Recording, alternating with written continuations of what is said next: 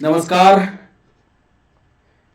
मैं doctor Ramanivas Sharma Raman YouTube channel पर science और टेक्नोलॉजी का कॉम्पिटिटिव सेशन लेकर के बच्चों आपके सामने आज एनिमल सर्कुलेटरी सिस्टम का पार्ट 4 है, जिसमें डीप डिस्कशन करेंगे हम regulation and disorders of animal circulatory system का। कैसे हमारा हार्ट रेगुलेट होता है, कैसे कंट्रोल होता है और कैसे एनिमल सर्कुलेटरी सिस्टम में डिसऑर्डर्स होते हैं, कैसे हमारे हार्ट में रोग होते हैं। आज इस सब बातों का डिस्कशन, थ्योरेटिकल डिस्कशन आपके साथ साझा करेंगे। यह हमारा सेशन नीट की परीक्षा के लिए state PSC, UPSC, SSC, PNST या जो भी कॉम्पिटिटिव एग्जाम हैं जो जनरल साइंस से जुड़े हुए हैं, उन सभी के लिए महत्वपूर्ण है। सेशन की शुरुआत करें उसके पहले चैनल को सब्सक्राइब करें, आप चैनल को लाइक करें, चैनल को शेयर करें। पहले ही चित्र में आपको दिख रहा है कि हार्ट डिजीज कौन कौन सी हैं, उनके क्या क्या लक्षण हैं। जैसे कॉरोनरी आर्टरी जो हार्ट को ब्लड सप्लाई करती है, इसके सिम्टम्स क्या है? Arteries that supply oxygen and blood to the heart become narrow. यदि कॉरोनरी आर्टरी जो हार्ट को ब्लड दे रही है अचानक अपने आकार में परिवर्तन कर दे और पतली हो जाए, तो आप हृदय रोग से पीड़ित माने जाएंगे। दूसरा हमने लिखा हार्ट बाल्ब, वन और more of the bulb in the heart are not working well. Bulb का याद करिए, सेमिल्यूनर बाल्ब थे, बाइकस्पिड बाल्ब थे, ट्राइकस्पिड बाल्ब थे। इन सब का डिस्कशन हम पहले के वीडियो में कर चुके हैं। यदि इन बाल्ब में समस्या आ रही है तो इसका मतलब ब्लड सर्कुलेशन में दिक्कत होगी, हार्ट आपका बीमारी से ग्रस्त हो गया। इसी तरह से बहुत सारे रोगों का डिस्कशन आज के सेशन में हम करने वाले हैं, जिनको हम थ्योरेटिकल डिस्कशन में पहले चित्रों के माध्यम से समझाते हैं।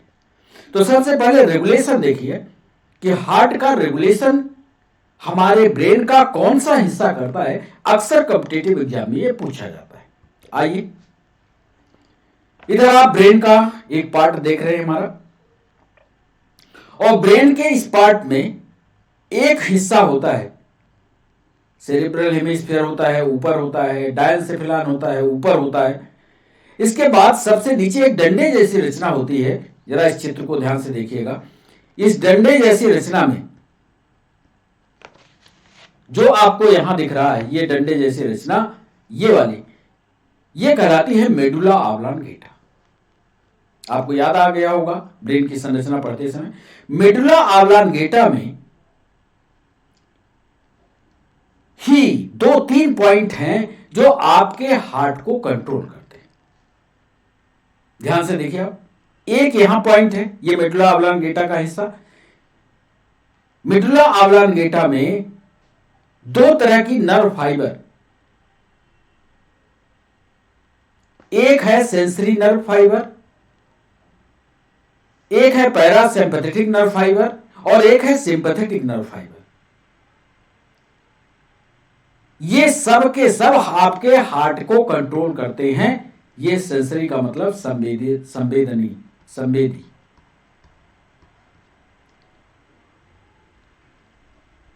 मेडुला ऑब्लांगेटा में ही ये जो सेंटर होता है, जो इस कलर का हमने दिखाया, अलग कलर है, ये डार्क पीला है, ये वाला हिस्सा, ये ब्रेन के कंट्रोल करने वाला हिस्सा है। ध्यान से देखिए, ये इतना, ये cardio regulatory centre and chemo receptor in medulla oblongata. Cardio regulatory centre है ये, याद रखिएगा। जितना हमने गोला बनाया है, ये आपके हार्ट को कंट्रोल करता है। देख रही है यहां, ये सब कुछ हम नर्वस सिस्टम में आगे आपको बेहतर ढंग से पढ़ा पाएंगे। लेकिन आपको यहां याद रखना है कि हमारा जो मेडुला ऑब्लांगेटा का हिस्सा है, उसमें एक सेंटर है कार्डियो रेगुलेटरी सेंटर, जो मेडुला ऑब्लांगेटा में पाया जाता है, वही हमारे हार्ट को कंट्रोल करता है। इससे ज्यादा यहां कुछ भी समझने की जरूरत नहीं। नर्व फाइबर कितने सिंपैथेटिक होते हैं, पैरासिम्पैथेटिक होते हैं, ये सब कुछ हम नर्वस सिस्टम में आपको पढ़ाएंगे। अभी सिर्फ मेडुला ऑब्लांगेटा वाले हिस्से को समझिए जो हार्ट को कंट्रोल करता है। दूसरा चित्र, जो हार्ट में होने वाली प्रमुख बीमारियां हैं, यदि आपके करोनरी आर्टरी में, यानी जो आर्टरी आपके हार्ट को ब्लड सप्लाई करती है, यदि उसमें कोई दिक्कत आ जाए तो उसके कारण आपके हार्ट में दिक्कत होगी और हार्ट आपका बीमार माना जाएगा। इसके प्रमुख लक्षण क्या है? यदि करोनरी आर्टरी में ब्लड सप्लाई में कोई दिक्कत हो रही है तो आपके सीने में दर्द होगा और आपको सांस लेने में दिक्कत होगी। दो इसके प्रमुख लक्षण हैं। और ये करोनरी आर्टरी जो इसको सप्लाई कर रही है, देख रहे हैं, ये करोनरी आर्टरी जो इसको ब्लड सप्लाई कर रही है, ये ब्लड सप्लाई में ये पूरा ये खोखला होना चाहिए, पूरी ऐसी पाइप होनी चाहिए, ऐसी पाइप होनी चाहिए। देखिए जरा, इसमें ये चीज ज्यादा जमा हो गया तो ये करोनरी आर्टरी जो है, जो इसकी एरिया थी, जो डायमीटर था, वो घट गया। तो build up A plaque in the coronary arteries of the heart. इसके अंदर एक तरह का उभार निर्मित हो गया जो इसके डायमीटर को घटा दिया, यानी ब्लड की सप्लाई घट गई। इसके कारण हार्ट का पेन होगा और सांस लेने में दिक्कत होगी। ये चित्र आप देख रहे हैं। ये सब थ्योरी हम आगे आपको समझाएंगे। एक रोग हमारे हार्ट में हो सकता है एंजाइना, जिसके बारे में आप परिचित हैं। एंजाइना कई प्रकार का होता है। एक नॉर्मल एंजाइना होता है, ये नॉर्मल करोनरी आर्टरी है। एक स्टेबल एंजाइना होता है, स्थिर एंजाइना होता है। इसमें करोनरी आर्टरी, देखिए यहां से ये पट्टे बन गए, यानी यहां से जो सप्लाई होनी थी ये बाधक हो गई यहां। एक होता है अनस्टेबल एंजाइना, अस्थिर एंजाइना। इसमें एक ही साइड से ये उभार बन गया, ये देखिए, दूसरे साइड नहीं, एक ही साइड से उभार बना, यानी ब्लड की सप्लाई में यहां भी दिक्कत हुई। और एक होती है वेरिएंट एंजाइना। ये वेरिएंट एंजाइना में ये दीवार नीचे की तरफ चली गई, ये दीवार ऊपर की तरफ चली गई और बीच की एरिया कंजस्टेड हो गई। तो इस तरह से एंजाइना के प्रकार का भी थ्योरेटिकल डिस्कशन हम आगे करेंगे। एंजाइना 4 प्रकार का होगा, ये नोट कर लीजिएगा। एक को नॉर्मल एंजाइना कहेंगे, एक को स्टेबल एंजाइना कहेंगे, एक को अनस्टेबल एंजाइना कहेंगे, एक को वेरिएंट एंजाइना कहेंगे। यदि आपकी एंजाइना सामान्य है तो आपकी करोनरी आर्टरी सामान्य होगी, सामान्य ढंग से ब्लड सप्लाई करेगी। और यदि दोनों तरफ ये ऐसे ऐसे उभार हो गए और उसके डायमीटर में, व्यास में घटती आ गई या कमी आ गई, तो इसको एस्थीरियोस्क्लेरोसिस के नाम से जानते हैं। याद कर लीजिए, एथेरियोस्क्लेरोसिस, एस्थीरियोस्क्लेरोसिस विथ ब्लड क्लॉट। ये स्क्लेरोसिस तो हो रहा है, इसके साथ यहां खून के जो है थक्के जम जाते हैं। ये लाल कलर वाला जो आप देख रहे हैं, ये खून के थक्के। वेरिएंट एंजाइना में जो करोनरी आर्टरी है वो बीच में ब्लॉक हो जाती है और इसको करोनरी स्पैसम के नाम से जानते हैं। याद कीजिएगा, ये हो सकता है आपकी किताबों में ना मिले, लेकिन आपके कॉम्पिटिटिव एग्जाम में ये सवाल जरूर पूछे जाते हैं, तो इसको पढ़िए। हार्ट फेलियर, एक शब्द आपने सुना होगा, हार्ट की बीमारी से जुड़ा हुआ। हार्ट फेलियर कैसे होता है? आपको बता दें, हार्ट के फेल होने के 4 प्रमुख अवस्थाएं। कब कब हार्ट फेल होता है? पहली अवस्था देखिए, पहली अवस्था में ब्रीथलेसनेस और tiredness with brisk walk, a jog और टेकिंग फ्लाइट्स ऑफ स्टेयर्स। जब आप दौड़ रहे हो, भाग रहे हो, उस समय आपके शरीर को ज्यादा सांस लेने की जरूरत होती है, और यदि आप उस समय सांस ज्यादा ना ले पाए तो आपका हार्ट फेलियर बन जाता है। आपने बहुत सारी न्यूज इस समय सुन रहे होंगे कि वो हीरो या सेलिब्रिटी जो है योग करते करते या जिम में उसका हार्ट फेलियर। हार्ट फेलियर का कारण यह था कि उसमें सांस की पर्याप्त मात्रा नहीं पहुंच पाई, और सांस की पर्याप्त मात्रा न पहुंचने से उसके हार्ट को थकान हुई और हार्ट फेल। दूसरा stage, comfortable when resting, heart races और breathlessness when walking, a block और टेकिंग द स्टेयर्स। जब स्टेज 2 में हम विश्राम की अवस्था में चले गए, अपने आप को कंफर्टेबल मान लिए, रेस्ट की पोजीशन में, लेकिन हार्ट रेसेस और breathlessness when walking, a block और टेकिंग द स्टेयर, जब हम चढ़ रहे हों, सीढ़ी में चढ़ रहे हों या सांस ले रहे हों, तेजी से सांस ले रहे हों या तेजी से चल रहे हों, तो जितनी मात्रा में ऑक्सीजन की जरूरत है उतनी यदि ऑक्सीजन हमें मिल रही है तो हमारा हार्ट फेलियर नहीं होगा। यदि ऑक्सीजन की मात्रा घटेगी तो हार्ट फेलियर होने की संभावना। तीसरी stage, palpitation or tiredness with simple tasks like getting up from the sofa and walking over the kitchen। अचानक आप बैठे हो और अचानक आपको थकान लगे, सामान्य सी बात में अचानक यदि आपको थकान लगती है और एक स्थान में बैठ करके अचानक आप उठ जाए। देखिए, सुबह जब आप बिस्तर छोड़ते हैं, जब बिस्तर से उठते हैं, नीचे उतरते हैं, तो एक सामान्य स्पीड के साथ आपको नीचे आना चाहिए, सामान्य स्पीड से उठना चाहिए। लोग झट से आपको नहीं करना चाहिए, उसमें हार्ट फेल्योर की संभावना होती है। चौथी स्टेज है, heart and breath go faster even the rest, tiredness when living sitting. अचानक हार्ट फेल्योर का एक ये भी घटना है कि ब्रीथ गो फास्टर, अचानक यदि आपकी सांस बैठे बैठे अचानक सांस बढ़ जाए, वो भी हार्ट फेल्योर की स्टेज कहलाते हैं। तो हार्ट फेल्योर की 4 स्टेज होती हैं, इसको पढ़िएगा, इसकी थ्योरी हम आगे लिखा देंगे आपको। एक होता है कार्डियक अरेस्ट और एक होता है हार्ट अटैक। दोनों में अंतर देखिए, कार्डियक अरेस्ट और हार्ट अटैक में अंतर है। कार्डियक अरेस्ट है occurs when heart mall functions and stop beating unexpectedly. जब अचानक, कार्डियक अरेस्ट कब कहेंगे? कार्डियक अरेस्ट तब कहेंगे जब हार्ट अपनी बीटिंग को रोक दे, धड़कना बंद कर दे। ध्यान से सुनिएगा, कार्डियक अरेस्ट तब कहेंगे जब अचानक हृदय धड़कते धड़कते रुक जाए, that is called cardiac arrest. Heart attack क्या है? दोनों में अंतर है। Heart attack occurs when blood flow in the heart is blocked। Heart को सप्लाई करती है ब्लड कारोनरी आर्टरी। यदि कारोनरी आर्टरी में अचानक ब्लड की सप्लाई रुक जाए तो उसको कहते हैं हार्ट अटैक। दोनों में अंतर है। कार्डियक अरेस्ट का मतलब है जब हार्ट धड़कना बंद कर दे, और जब हार्ट की ब्लड की सप्लाई रुक जाए तो उसको हार्ट अटैक कहते हैं। A cardiac arrest is an electrical problem.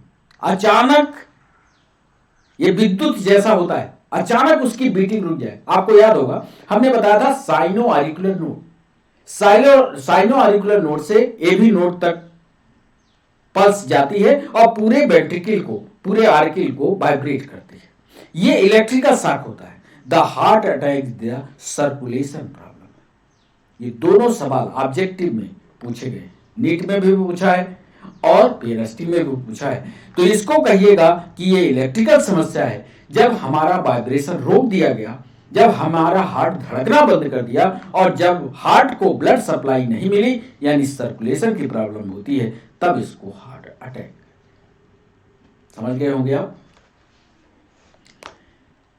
अब प्रमुख पॉइंट जितना उधर बताया उनको एक एक पॉइंट करके हम आपको लिखवा देते हैं, समझा देते हैं। सबसे पहले रेगुलेशन पर लिखिएगा।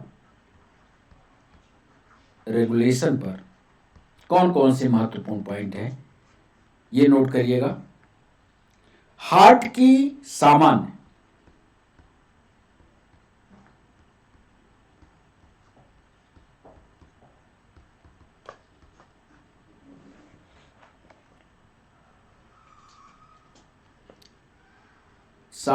एक्टिविटी अपने आप ही रेगुलेट होती है, अपने आप ही। रेगुलेट होते हैं। मतलब हार्ट में जो फंक्शन होता है, जो उसका कार्य है, वो अपने आप कंट्रोल होता है। कहीं हम अपना दिमाग लगा करके उसको कंट्रोल करें, ऐसा संभव नहीं। तो हार्ट की सामान्य एक्टिविटी अपने आप ही रेगुलेट होती है, और यह स्पेशलाइज्ड मसल्स के द्वारा होता है। और यह स्पेशलाइज्ड मसल्स के द्वारा होती है। अब ये मसल्स जो हैं क्या कहलाती हैं? इन मसल्स को, ये सवाल है, इन मसल्स को नोडल टिश्यू कहते हैं।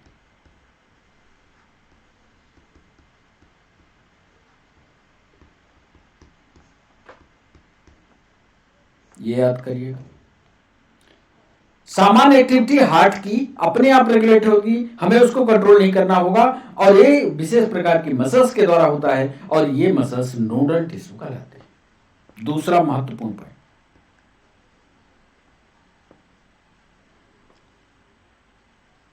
चूंकि अपने आप रेगुलेट है, मसल्स कंट्रोल है, इसलिए हार्ट को, दूसरे पॉइंट में लिखिएगा, इसलिए हार्ट को मायोजेनिक हार्ट कहते हैं। Myogenic heart. क्यों मायोजेनिक हार्ट कहेंगे? क्योंकि इसका सब कुछ कंट्रोल मसल्स के द्वारा होता है, इसलिए इसको मायोजेनिक हार्ट कहते हैं। बड़ा इंपॉर्टेंट पॉइंट है ये। तीसरा, अभी हमने पहले चित्र में आपको दिखाया कि एक विशेष संरचना है ब्रेन की जो हार्ट को कंट्रोल करती है। उसी को विस्तार से लिखवा दें कि मेडुला ऑब्लांगेटा में,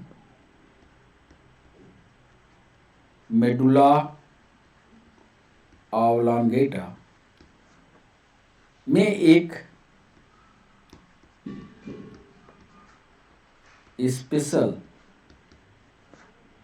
न्यूरल सेंटर होता है।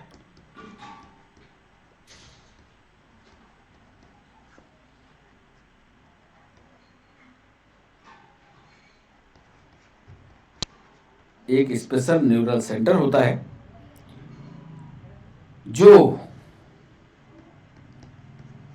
ANS, क्या नाम होगा इसका? Autonomic neural system. Autonomic neural system के माध्यम से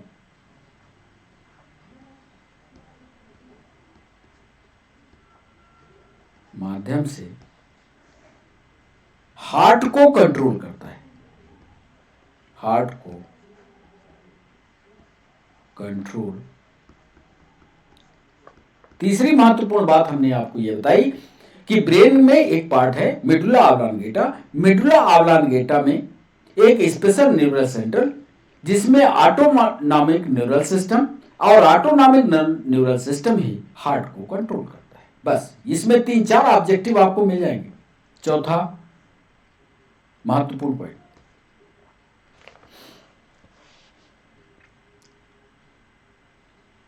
ऑटोनॉमिक नर्वस सिस्टम का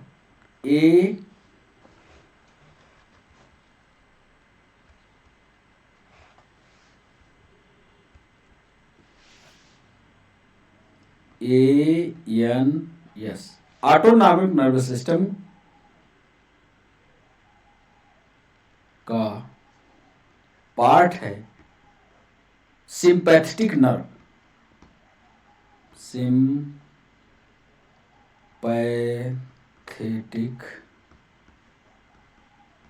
नर्व इधर हमने पहले वाले चित्र में दिखाया है, जरा देख लो इसको।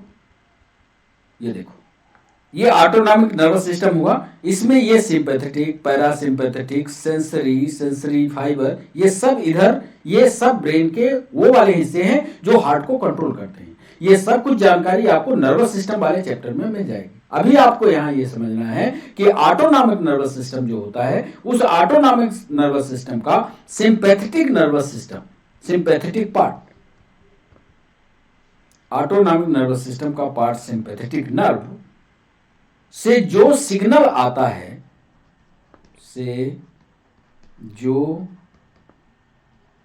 सिग्नल आता है वह हार्ट रेट को बढ़ा देता है, वह हार्ट रेट को बढ़ा देता है,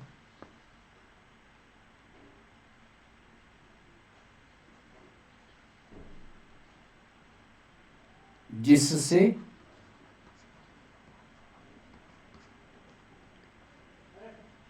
वेंट्रिकुलर कॉन्ट्रैक्शन या निलय का सिकुड़ना, निलय का सिकुड़ना, सिकुड़ना का मतलब कॉन्ट्रैक्शन, निलय का सिकुड़ना भी बढ़ जाता है,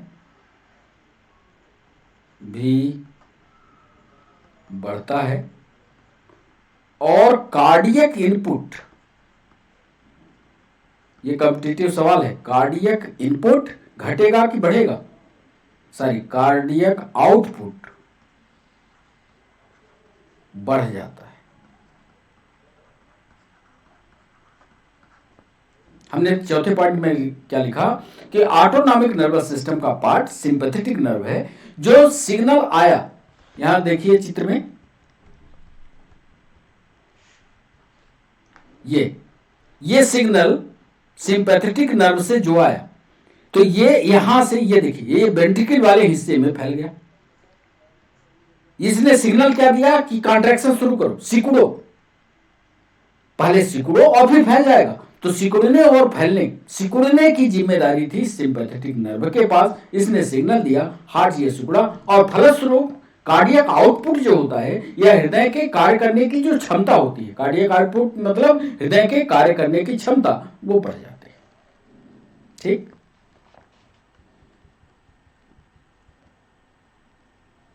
पांचवा पॉइंट,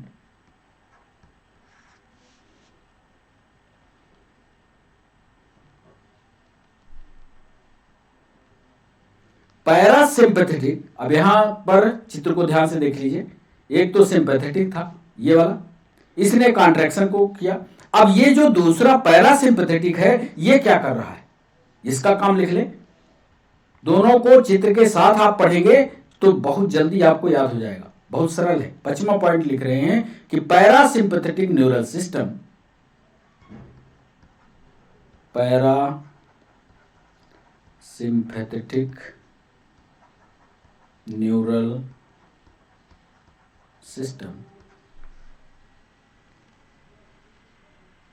हार्ट बीट को डिक्रीज, उसने क्या किया था, हार्ट कार्डियक आउटपुट को बढ़ा दिया था, ये क्या करता है, हार्ट बीट को घटाता है, हार्ट बीट को घटाता है,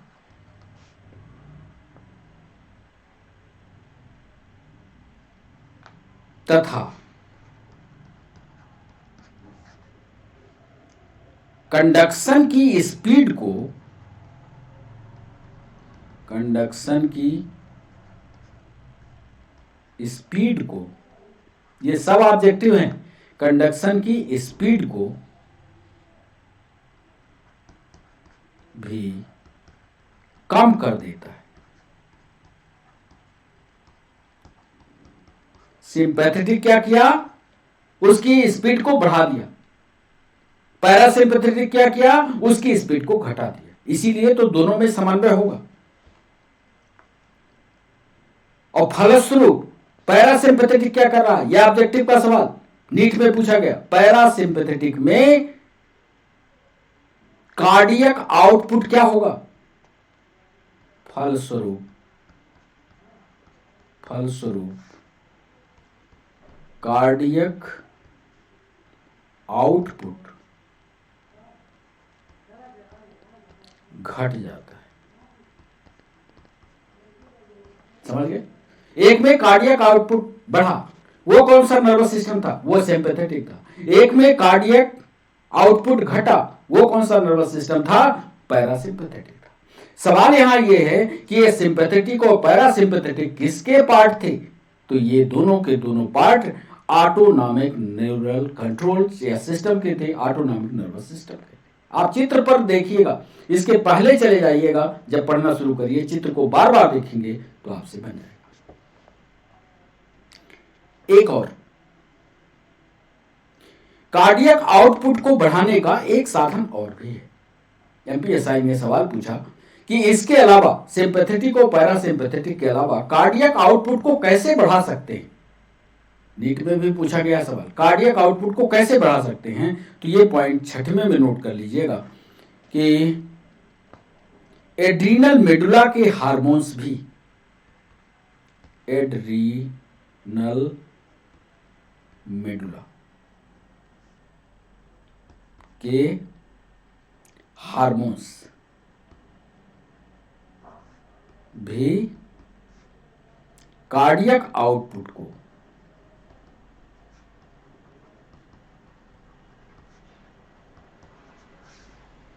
बढ़ाते हैं। एड्रीनल मेडुला कहाँ है? एड्रीनल ग्लैंड के पास होगी। ये देखिए, ये चित्र लगे हाथ, हमने इसको भी बनाया था। ये देखिए, ये है एड्रीनल ग्लैंड, और एड्रीनल ग्लैंड को यह सेक्शन काट दिया जाए तो उसके दो भाग देते हैं, एड्रीनल कॉर्टेक्स और एड्रीनल मेडुला। तो एड्रीनल मेडुला वाला जो पार्ट है, ये कॉर्टेक्स वाला है जो बाहर है, ये मेडुला वाला जो पार्ट है एक हार्मोन बनाता है जो हार्ट के आउटपुट को बढ़ा देता है। तो ये महत्वपूर्ण पॉइंट आप पढ़ लीजिए।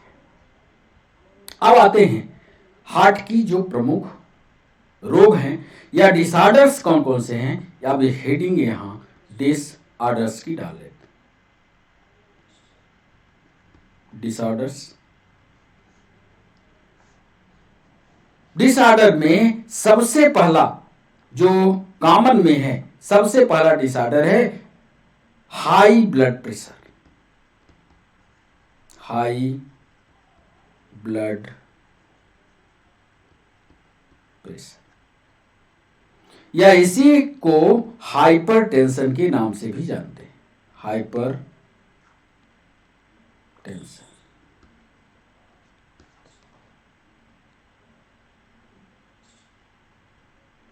इसमें नोट करिएगा हाइपरटेंशन में कि हाइपर टेंशन में ब्लड प्रेशर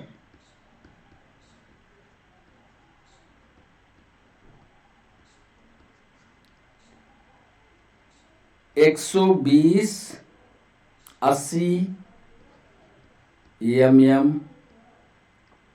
mmHg पारे के दाब के बराबर, ये होता है नॉर्मल, ये तो आप जानते हैं। तो यदि हाइपरटेंशन में ब्लड प्रेशर 120/80 mmHg नॉर्मल से अधिक हो जाता है, से अधिक हो जाता है, तो उसे हाई बीपी कहते हैं। यहां से पक्का कॉम्पिटिटिव एग्जाम में सवाल आता है। एक फार्मूला पूछा गया था रेलवे में, वो फार्मूला भी लिखे देते हैं कि बीपी बराबर क्या होता है। बीपी यानी ब्लड प्रेशर बराबर होता है systolic pumping pressure, systolic pumping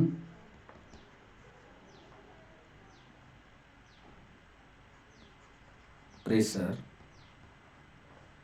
बटे diastolic resting, diastolic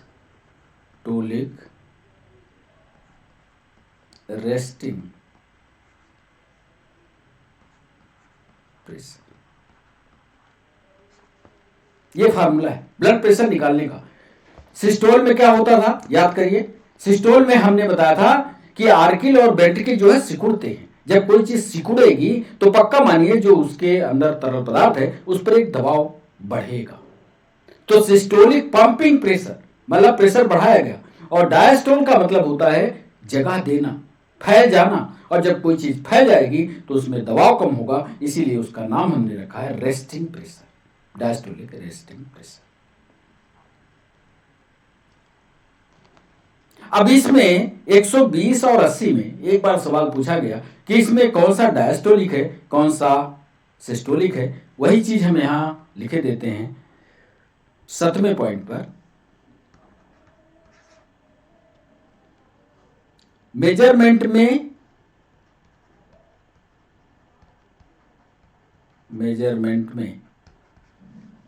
120 mm Hg systolic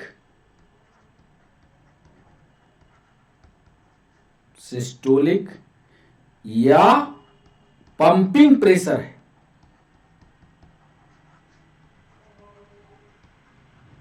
समझ गए?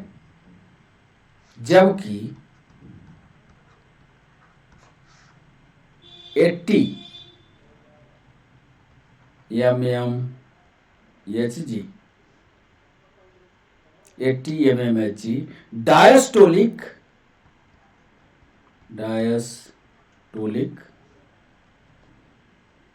या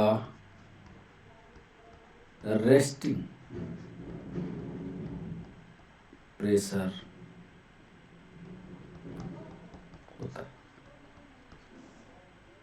120 का मतलब जब हार्ट को सिकोड़ करके उसके ब्लड की सप्लाई को बाहर की तरफ फेंक दिया गया, धमनियों की ओर फेंक दिया गया, तो 120।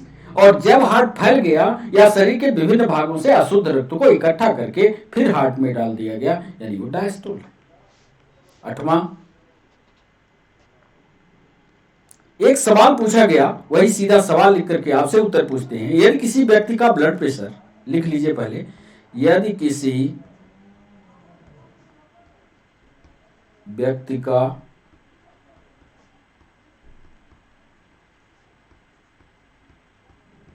ब्लड प्रेशर 140/90,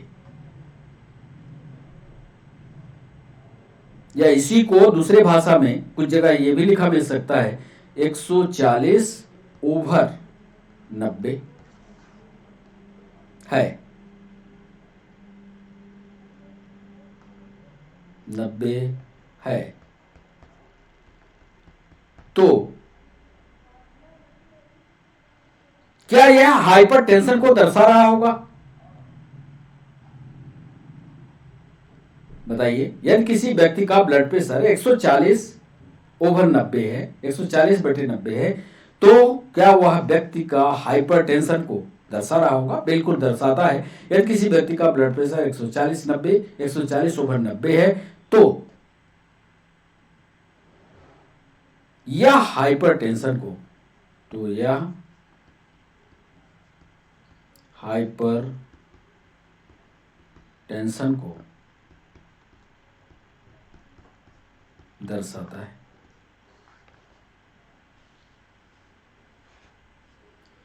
मान लीजिए किसी आदमी को लंबे समय तक हाइपरटेंशन रहे, अत्यधिक तनाव रहे, तो उसके कौन कौन से शरीर के अंगों पर प्रभाव पड़ेगा? ये 9वें पॉइंट में हम लिखे देते हैं कि हाई ब्लड प्रेशर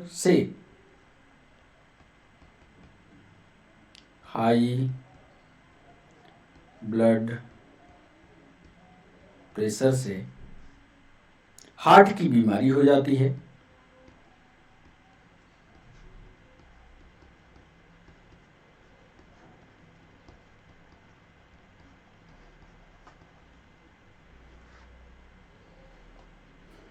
और यह ब्रेन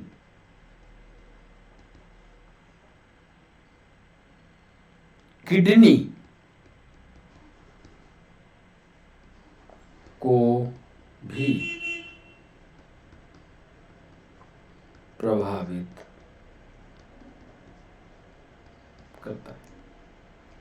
यदि ब्लड प्रेशर हाई है तो हाई ब्लड प्रेशर में हार्ट की बीमारी पक्का है, लेकिन जब हार्ट की बीमारी हो रही होगी तो दो वाइटल ऑर्गन आपके प्रभावित होंगे, ब्रेन और किडनी। अब प्रमुख रोग में से एक रोग को हम कहते हैं CAD। 10वें पॉइंट में उन प्रमुख रोगों में CAD, ये कौन सा रोग है साहब? CAD। इसको बोलते हैं कॉरोनरी आर्टरी डिजीज।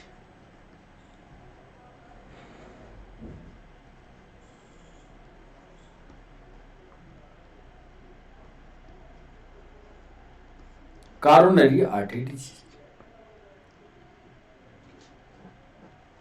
अब इसके बारे में लिख लीजिए कि अक्सर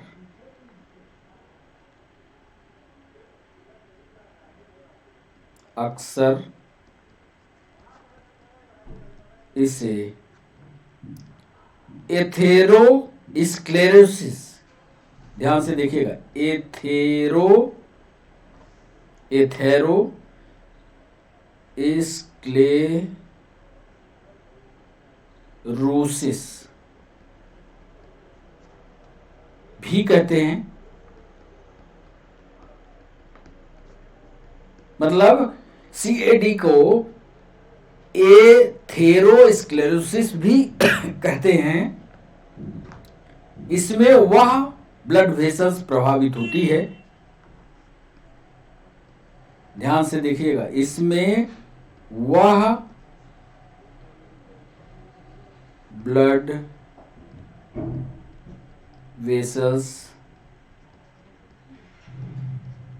प्रभावित होती है जो हार्ट की मसल्स को,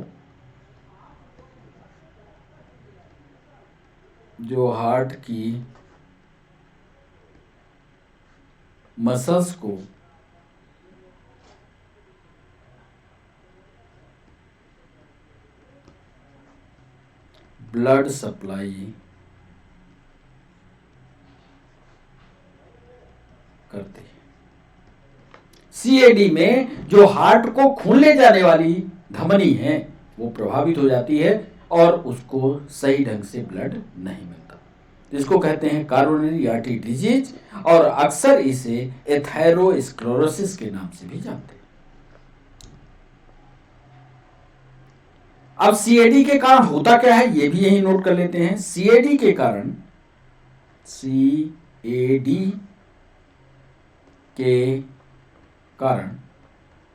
एक बार PSC मेंस में CAD पर लिखाया गया है 100 शब्द, वो भी 100 शब्द लिखने वाले या जो PSC की परीक्षा दे रहे हैं बच्चे, वो इसका नोट्स यहीं से बना सकते हैं।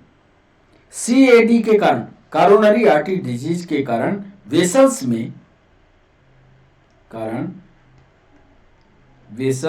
यानी वाहिकाएं जो हैं, वेसल्स में कैल्शियम, फैट, चित्र बना करके हमने उधर दिखाया है, कोलेस्ट्रॉल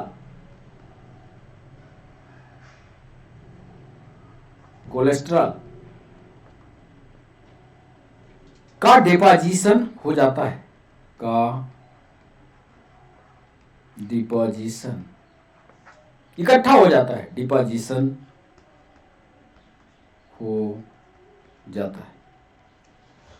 जरा इस चित्र में देखिए, यहां हमने एक चित्र लगाया है, ये आर्टरी है सामान्य रंग से, यहां देखिए ये चीजें जमा हो गई, इसका डिपोजिशन हो गया, और ये डिपोजिशन जो है इसके ब्लड सप्लाई को बाधक कर देता है। इसके पहले वाले भी चित्र में ये देखिए, यहां पर कॉरोनरी आर्टरी डिजीज में ये कैल्शियम हो सकता है, ये कैल्शियम के साथ साथ फैट हो सकता है, कोलेस्ट्रॉल हो जाता है। जब फैट और कोलेस्ट्रॉल उस पाइपलाइन में ज्यादा जम जाते हैं तो पाइप की जो नाली होती है वह अत्यंत पतली हो जाती है, उसमें जो सप्लाई हो रही थी वो धीमी पड़ जाती है, और इसको कॉरोनरी आर्टरी डिजीज कहते हैं।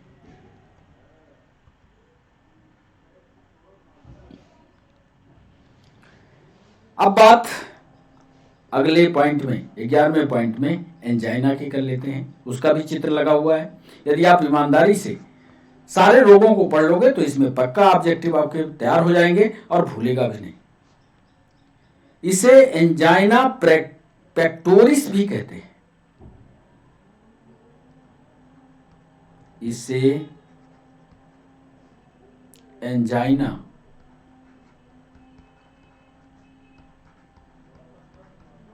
पेक्टोरिस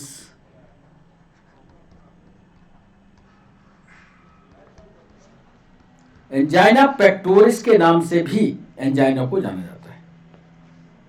12वां पॉइंट यह है कि जब पर्याप्त मात्रा में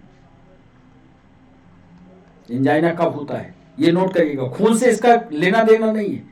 जब पर्याप्त मात्रा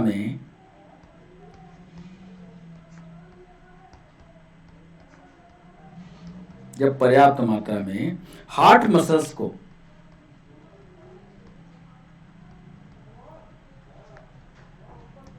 हृदय की पेशियों को पर्याप्त मात्रा में ऑक्सीजन नहीं पहुंचती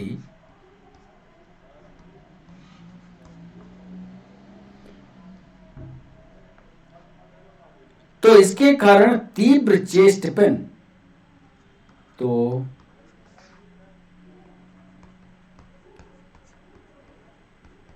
इसके कारण तीव्र चेस्ट पेन,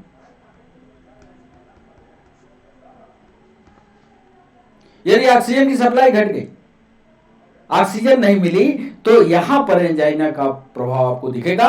चेस्ट में बहुत तेज से दर्द होता है।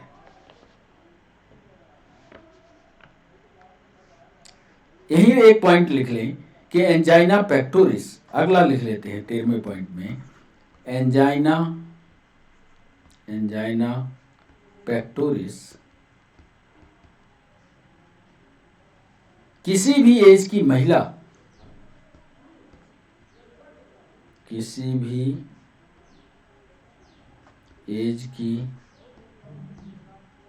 महिला या पुरुष में हो सकता है। लेकिन सबसे ज्यादा किसमें होता है, यह सवाल यूपीएससी ने पूछा था। एंजाइना सबसे ज्यादा किसमें होता है, तो यह भी लिख लीजिएगा, लेकिन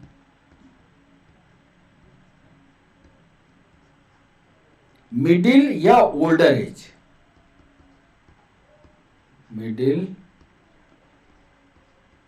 ओल्डर एज के व्यक्तियों में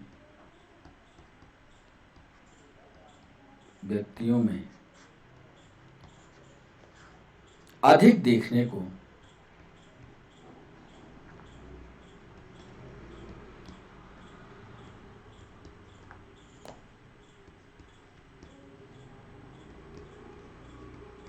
मिलता है।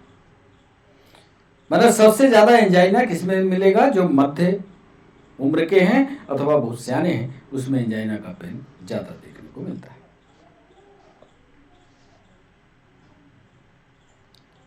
यदि सही ढंग से पूछा जाए तो एक पॉइंट, यह ब्लड के फ्लो को प्रभावित करने वाले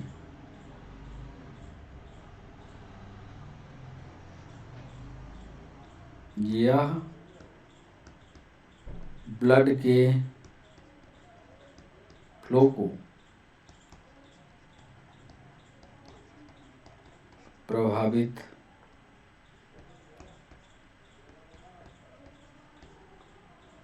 करने वाली कंडीशन के कारण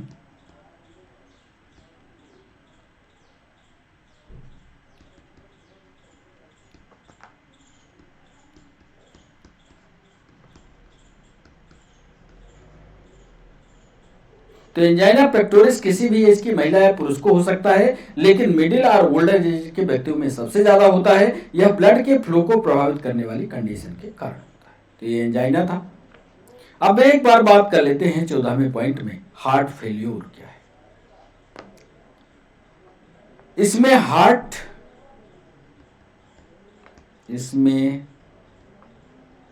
हार्ट ब्लड को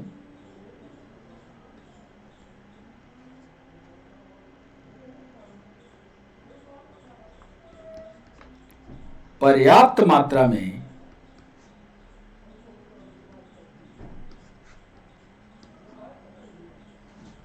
पंप नहीं कर सकता।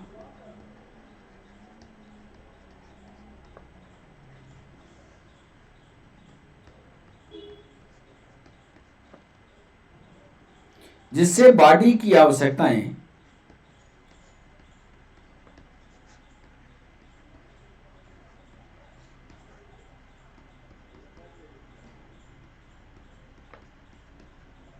जिसमें बॉडी की आवश्यकताएं पूरी नहीं हो पाती।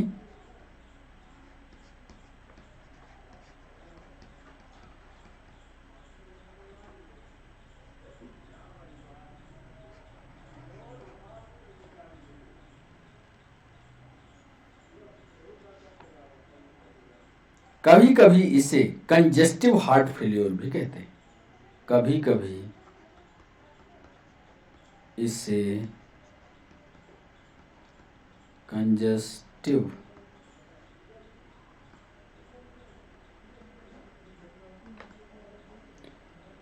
Heart failure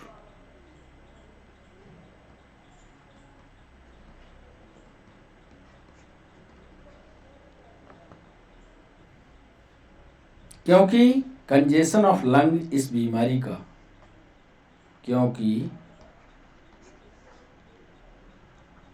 congestion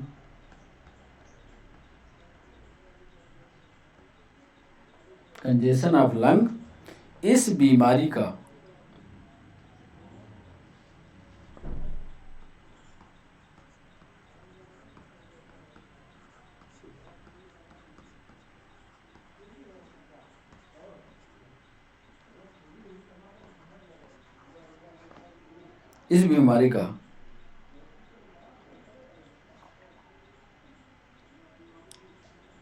angina pectoris किसी भी एज की महिला पुरुष को हो सकता है।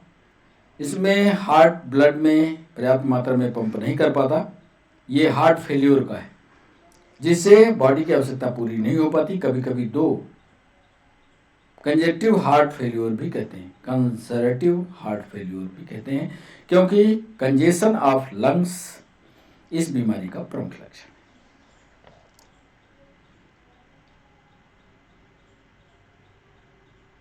हार्ट फेल्योर,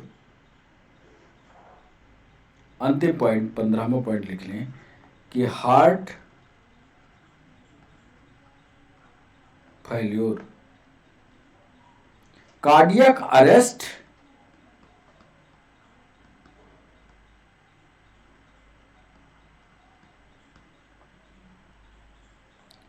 या हार्ट अटैक की तरह नहीं होता।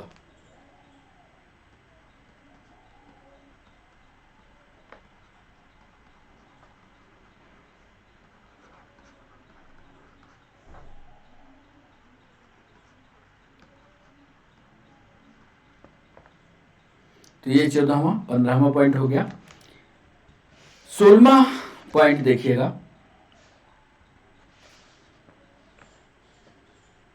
कार्डियक अरेस्ट किसको कहते हैं?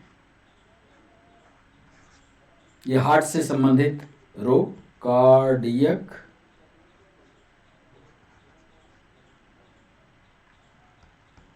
अरेस्ट।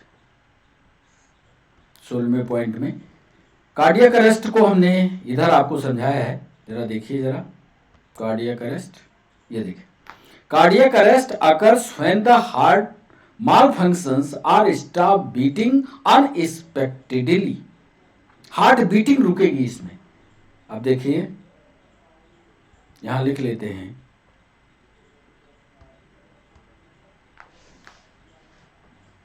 सीए में कार्डियक अरेस्ट में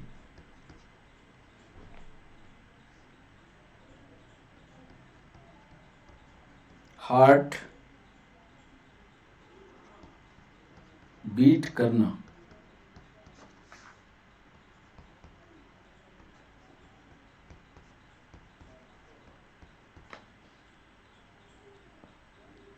हार्ट बीट करना रुक जाता है और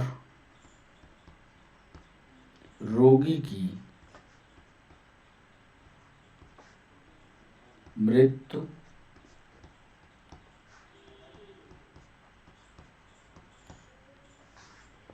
सत्रहवां पॉइंट देखिए, हार्ट अटैक क्या है? हार्ट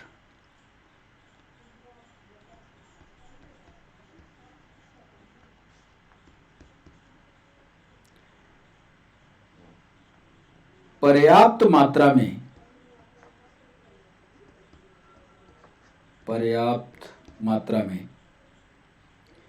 ब्लड सप्लाई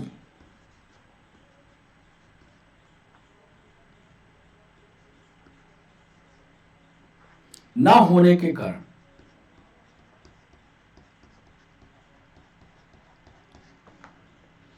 पर्याप्त मात्रा में ब्लड सप्लाई ना होने के कारण से जब हार्ट की कोई मसल्स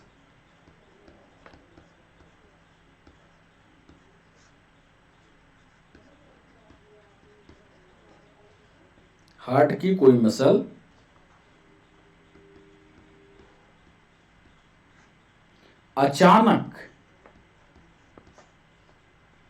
डैमेज हो जाती है या नष्ट हो जाती है, टूट जाती है,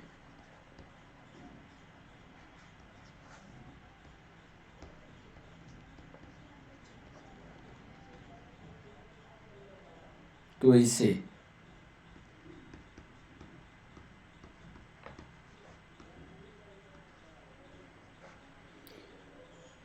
इसे हार्ट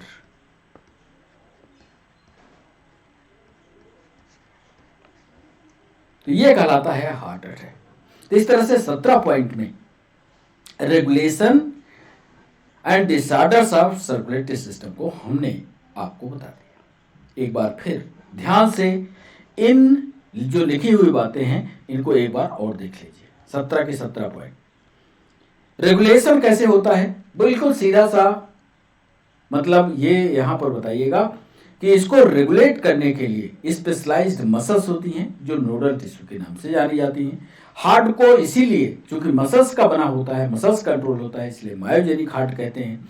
मेडुला ऑब्लांगेटा से एक स्पेशल न्यूरल सेंटर होता है। मेडुला ऑब्लांगेटा पर सारे चित्रों को साथ में एक साथ करके देख करके तब पढ़िएगा। ये देखिए मेडुला ऑब्लांगेटा का ये वाला हिस्सा मेडुला ऑब्लांगेटा है, मेडुला ऑब्लांगेटा है। और इस मेडुला ऑब्लांगेटा सेंटर पर ये एक सेंटर पाया जाता है जिसको cardio regulatory centre of medulla oblongata कहते हैं और यही पूरे हार्ट को कंट्रोल करता है। यही हमने इसमें लिखा भी है। मेडुला ऑब्लांगेटा में एक स्पेशलाइज्ड नोडल टिश्यू होता है जो ऑटोनॉमिक नर्वस सिस्टम के माध्यम से हार्ट को कंट्रोल करता है। ऑटोनॉमिक नर्वस सिस्टम के दो प्रमुख पार्ट होते तो सेंसरी के भी पार्ट होते हैं, पर दो मुख्य पार्ट होते हैं जिसको हमने चित्र में इधर दिखाया है। एक को कहते हैं सिंपैथेटिक और एक को कहते हैं पैरासिम्पैथेटिक। सिंपैथेटिक क्या करता है, पैरासिम्पैथेटिक क्या करता है, ये दोनों ऑब्जेक्टिव सवाल पूछे गए हैं। तो इसमें देखिए पैरासिम्पैथेटिक जो होता है वो सिंपैथेटिक ऑटोनॉमिक नर्वस सिस्टम का जो सिंपैथेटिक नर्व है वो उसके द्वारा सिग्नल आता है। काहे के लिए आता है? हार्ट को सिकुड़ने का।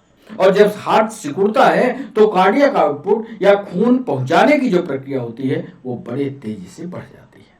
तो ये कार्डियक सिंपैथेटिक करता है। पैरासिम्पैथेटिक क्या करता है?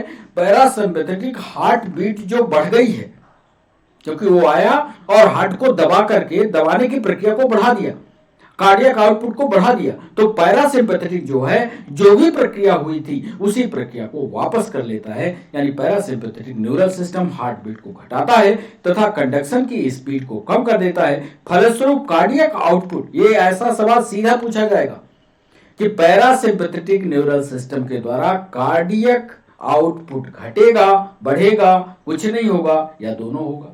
तो याद ये रखना है कि parasympathetic neural system heart beat को घटाता है तथा कंडक्शन की स्पीड को कम करता है, फलस्वरूप कार्डियक आउटपुट घटता है। इसके अलावा एड्रीनल मेडुला का हार्मोन्स जो होता है वो कार्डियक आउटपुट को बढ़ाते रहते हैं। एड्रीनल ग्लैंड होती है। एड्रीनल ग्लैंड को यदि सेक्शन में काटा जाए तो उसके दो पार्ट आपको निकलते हुए दिखाई देंगे। एक होगा कार्डियक एड्रीनल कार्टेक्स, एक होगा एड्रीनल मेडुला। एड्रीनल मेडुला से जो हार्मोन्स निकलते हैं वो हमारे हार्ट के बीट को बढ़ाते हैं, इमरजेंसी हार्मोन भी कहते हैं। अब देखिए यहां पर इमरजेंसी हार्मोन कैसे जुड़ा हुआ है। जब कभी आप डरते हैं उस समय हार्ट की बीट रुकती है, और इसीलिए एड्रीनल ग्लैंड जो है इमरजेंसी ग्लैंड कहलाती है कि जब आपातकाल की अवस्था होती है, जब आप डरे हुए होते हैं, जब आपका हार्ट बंद होता है, तो एड्रीनल ग्लैंड जो है उस समय मदद करते हैं। फिर इसके बाद हमने डिसऑर्डर्स बताए हैं। डिसऑर्डर में हाई ब्लड प्रेशर क्या होता है, जिसको हाइपरटेंशन भी कहते हैं। हाइपरटेंशन में ब्लड प्रेशर जब 120/80 mmHg से अधिक हो जाए तो उसे हाई बीपी कहते हैं। बीपी है systolic pumping pressure upon diastolic resting pressure. Diastolic में हार्ट फैलता है जिसमें स्पेस बढ़ जाता है। सिस्टोल में हार्ट सिकुड़ता है जिसमें हार्ट का वॉल्यूम जो है घटता है, ब्लड बाहर की तरफ चला जाता है। दोनों को मिला दिया जाए तो ये ब्लड प्रेशर का निर्माण होता है। एक सवाल पूछा गया कि यदि किसी व्यक्ति का ब्लड प्रेशर 140 और 90 है, 140 मतलब 120 से ये भी ज्यादा है, और 90 जो डायस्टोल है वो भी ज्यादा है, ये दोनों में 140/90, तो यह हाइपरटेंशन को दर्शाता है। ये नोट करिएगा, ये हाइपरटेंशन का कारण होता है। ये रीजनिंग में भी एक बार हमने देखा है, सवाल पूछा है, यदि किसी व्यक्ति का ब्लड प्रेशर 140/90 या 140/90 है तो यह हाइपरटेंशन को दर्शाता है। मेजरमेंट में 120 mmHg सिस्टोलिक और पंपिंग प्रेशर है, जबकि 80 mmHg डायस्टोलिक या रेस्टिंग प्रेशर होता है। हाई ब्लड प्रेशर से हार्ट की बीमारी हो जाती है और यह ब्रेन और किडनी को भी प्रभावित करता है। यदि आपका ब्लड प्रेशर ज्यादा है तो दो आपके बॉडी ऑर्गन प्रभावित होंगे, नोट करके रखिएगा, क्या क्या, ब्रेन और किडनी। इसलिए ब्लड प्रेशर को सामान्य करने की कोशिश करें। एक रोग पूछा गया, सीएडी क्या है। सीएडी का मतलब होता है करोनरी आर्टरी डिजीज, अक्सर इसे एथेरोस्क्लेरोसिस भी कहते हैं। इसमें से ब्लड वेसल्स जो होती हैं, इसमें कैल्शियम जमा होता है, फैट जमा हो जाता है, कोलेस्ट्रॉल जमा हो जाता है, और इस जमा होने के कारण जो अंदर का डायमीटर है उस वेसल्स का वो घट जाता है, और जब ब्लड उस नाली से गुजरता है तो ब्लड की जितनी सप्लाई होनी चाहिए उतनी नहीं हो पाती, और ये करोनरी आर्टरी डिजीज उत्पन्न हो जाती है। करोनरी आर्टरी डिजीज को हमने चित्र के माध्यम से इधर दिखाया भी है, आप ये देखो।